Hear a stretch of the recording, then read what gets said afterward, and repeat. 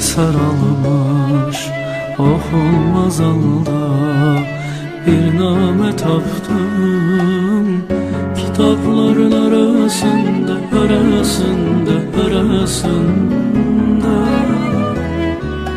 rengi saralmış okunmaz halda bir name tapdım.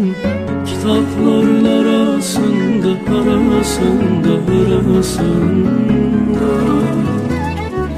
salam sevgilim, oralarda kar yağır mı? Bir hafif kölek senin kokunu getirdi. Salam sevgilim, oralarda kar yağır mı?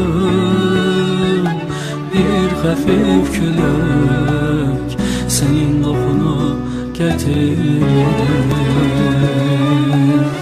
Yazdığın mektub ellerin hatiresidir.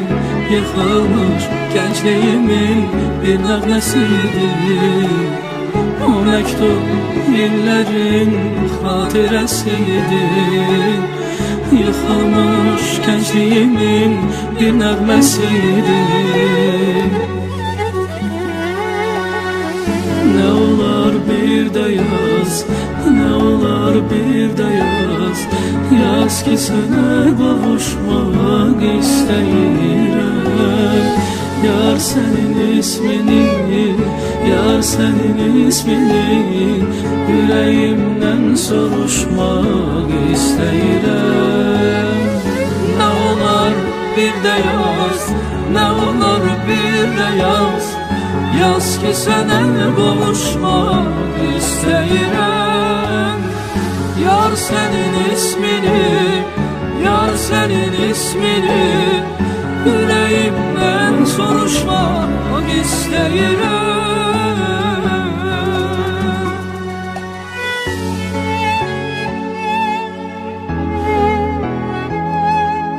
İnsan bir şeyin kıymetini onu itirdikten sonra bilmeye başlayır.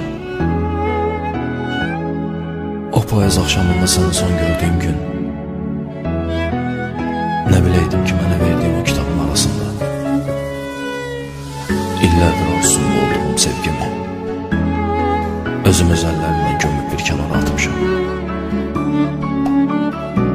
Sen yazdığın o ağ kağızın üstündeki kiçik qara hərflər indi mənim üçün hərəsi ayrı-ayrılıqda bir dünya deməkdir. Gecikmiş sevginin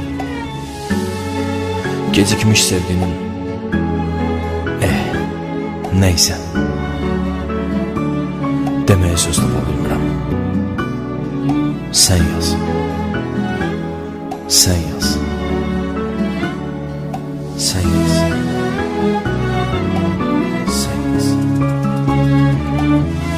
Ne olar bir de yaz, ne olar bir de yaz. Yaz ki sana kavuşmak istəyirəm. Yar senin ismini, yar senin ismini yüreğimde soruşmak istəyirəm. Ne olar bir de yaz, ne olar bir de yaz. Yaz ki sana kavuşmak istəyirəm. Yar senin ismini, yar senin ismini